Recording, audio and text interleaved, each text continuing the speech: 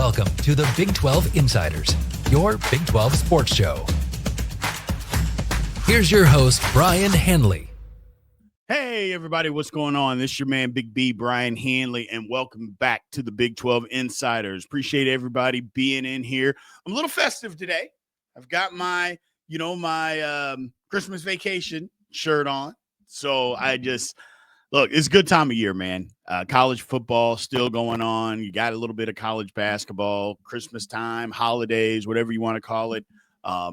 Just a really good time of the year. And I thought I would come down and talk about a topic that some people really asked me to talk about. This article came out on Thursday about the value of the conferences. So I thought I'd break that down a little bit here and get into what the Big 12 actually needs to do. But before we do, remember to like, follow, subscribe, continue to hit that notification bell, and always dive into the comments, man. Really helps with the algorithm. So I appreciate you guys doing that and your support. So first things first, article came out and given the value of each conference. Now, clearly we know that the SEC and the Big Ten are at the top of the heap. The SEC was valued at $13.3 billion, and the Big Ten was valued at $13.2 billion. So at the top of the heap. ACC came in third. They were just under $10 billion. They were at 9.8, and then the Big 12 at 6.7. Now, and I know some people are going to argue as far as the value, and the Big 12 is about to get a new TV deal, and the amount of money for each team is moving up. But perception is reality. And, those other conferences are just worth more. The brands are just bigger brands. Come to think of it, look, when they started ranking these, and that's what it was, they did a top 75 ranking of the most valuable conferences, Power 4 schools. They did a rankings. And you had to get to 33 before you got to the first Big 12 team. And that was Texas Tech. Texas Tech was valued at $619 million. 33. So 32 other teams were ranked ahead of that. And before you even got to one within this conference. To me, that's not a good look. That's not a good. Now, there's nothing that we can do about that other than to start winning more. But there's nothing that we can do. I mean, the value is what it is. Obviously, Texas and OU were ranked. They're both in the top 10, and they left the conference. Just to be able to compete at the highest of highs, money matters. NIL matters. I know people say, well, the NIL doesn't come from the schools. Hey, come on, people. What are we talking about? It is what it is.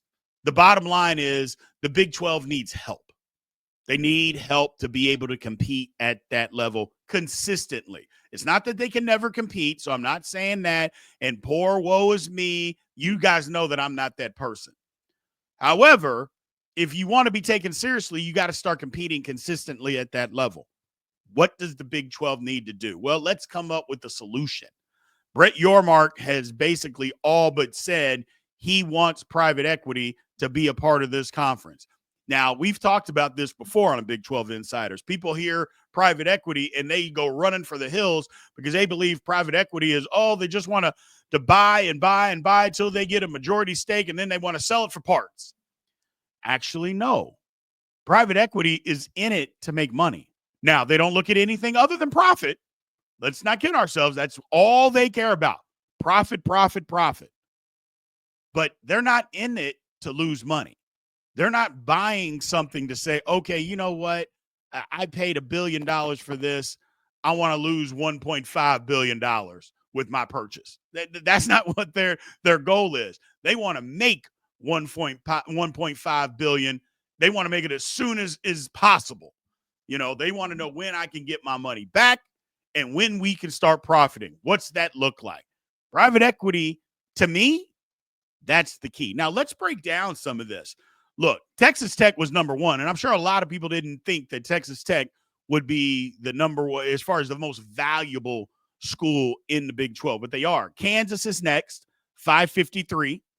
TCU, thereafter that, 542. Now, Kansas, on the overall scheme, was 37th in the country. TCU is 39th. After that is Arizona. They're number 41. They come in at 532. And then Baylor is 44th. They're at 513.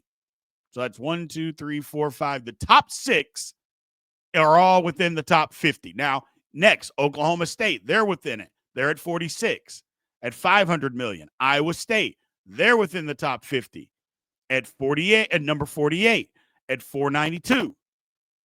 So we've got some schools within the top 50, but you start looking at it and you break it down. When your first school it doesn't get there until 33, that's troublesome.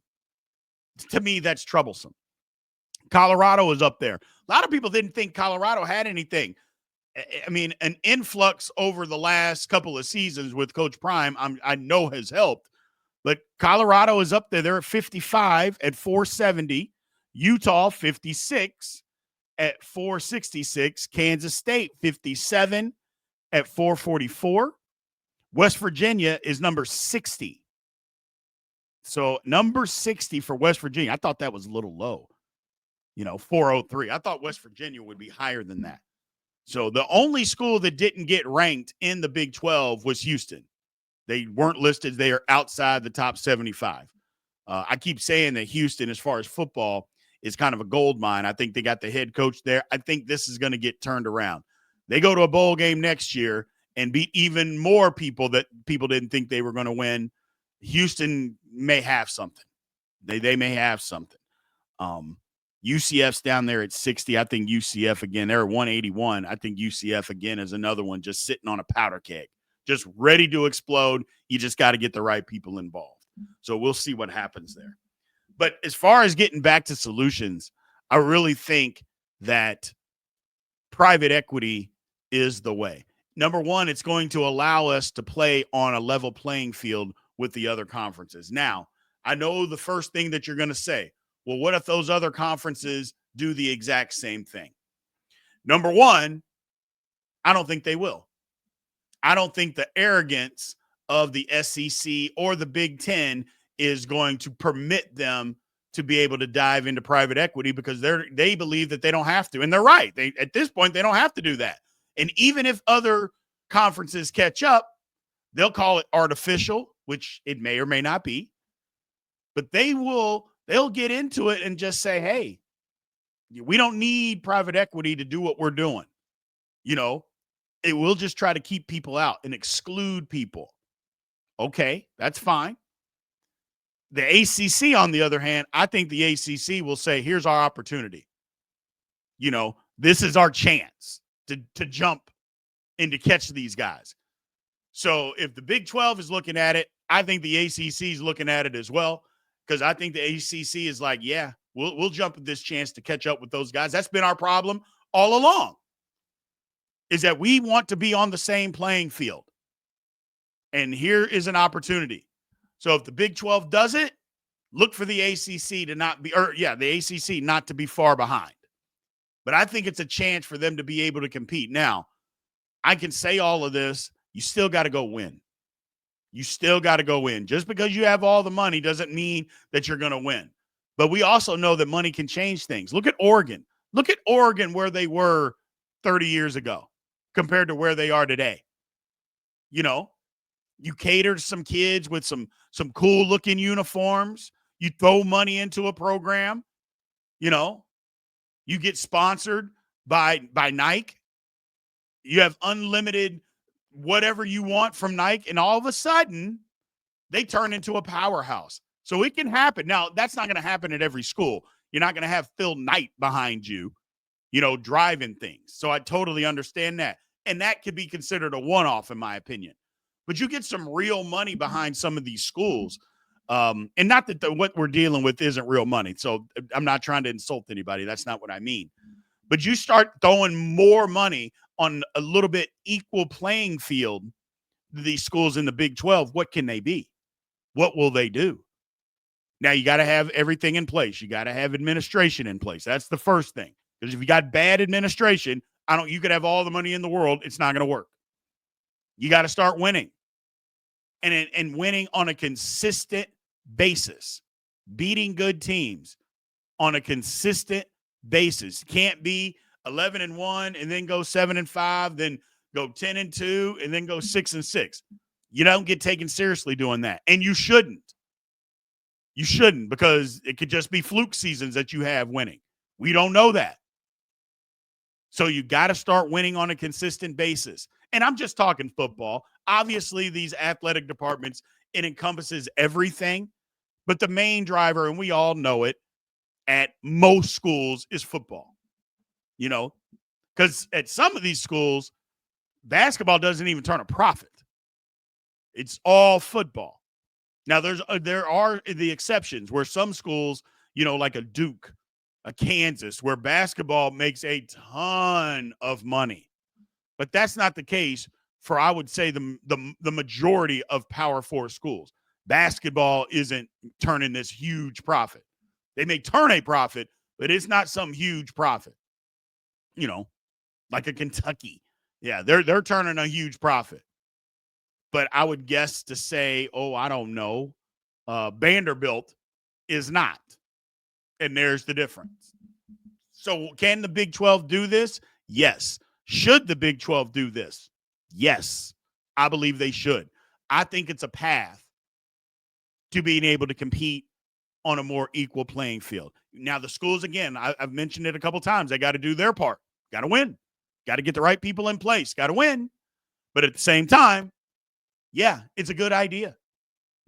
If the SEC and the Big Ten are shutting you out, which it appears that they are, college playoff be damned this year, because at this point it doesn't look like the schools may win, but the SEC didn't get in what they thought they should have gotten in. That's going to change next year, people. I can rest assured that is going to change. If it comes down to it and there's a close call between a couple of teams and SEC's a part of that, the SEC team is going to get the nod next year. I think everybody with half a brain cell understands that. And you could say, well, that should have happened this year. Well, no, it shouldn't have. It shouldn't have. But it will happen next year. I can guarantee you it's going to happen next year. But the more we push back on that narrative, but the real only way to push back is you got to win. You got to win. And for the Big 12 to do that, they got to get on a more equal playing level. And to be able to do that, unfortunately, a lot of people don't like to hear this: money. I'm sorry, but money, it runs the world. It just does. We don't want to think that it should, and maybe it shouldn't, but it does. And if we're being honest, it always has. And again, if we're being honest, it always will. So since that's the case, go make yourself relevant. I'm not saying that the Big 12 isn't relevant, but go put yourself in a position to get on the big stage, the biggest of stages. Go do that. And if this is the way to do it, then go do it. Who cares if somebody says it's artificial? They won't care 5 years down the road if the Big 12 is competing at that level and everybody's talking about the Big 12 being the best conference. Will it care that it started artificially, that they needed a boost to be able to get there? Nobody will care.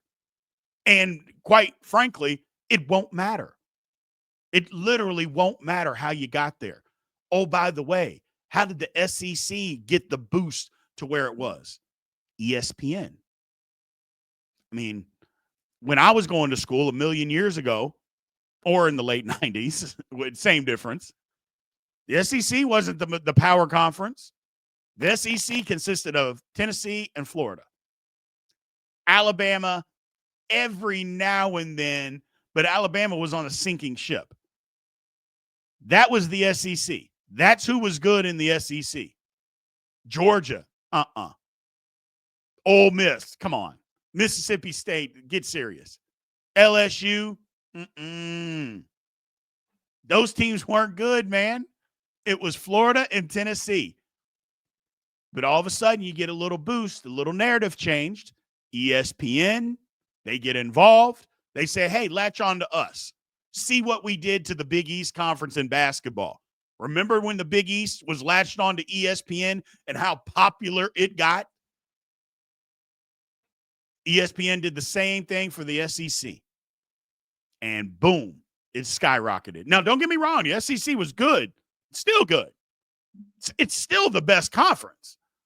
It's just not head, shoulders, body above everybody else like they make it out to be. That's just not the case. But that's where the boost came. So if the Big 12 gets a boost and it's from private equity, who cares? And they go out and find another network that wants to put all of their games on. In 5 years, if people are talking about the Big 12 in that light, in that sense that they are one of the top conferences, it won't care how you got there. Nobody will care how you got there, and it won't matter. I think they need to do it. I think Brett Yormark is screaming from the rooftops that this needs to happen sooner than later because you don't want it to get away. You've got momentum right now. You've got momentum. People are pushing back on the narrative of the superiority of the SEC and the Big Ten. People are pushing back on that narrative. So as long as you've got some momentum, go grab this private equity and get it started and get the train rolling. Because if you do it right, you can get there. You can get there. I appreciate everybody tuning in, man. As always, thank you guys. No show on Christmas. You know, I'm going to take a day. So I'm going to give you guys a reprieve. No show on Christmas, but we'll be back the day after that and then the rest of the week. So I appreciate everybody showing up like you always do. Thank you, guys. I will talk to you soon. And if I don't hear from you in the comments, everybody have a Merry, Merry Christmas. Thank you for watching the Big 12 Insiders, your Big 12 sports show. This has been a Spirit Street production.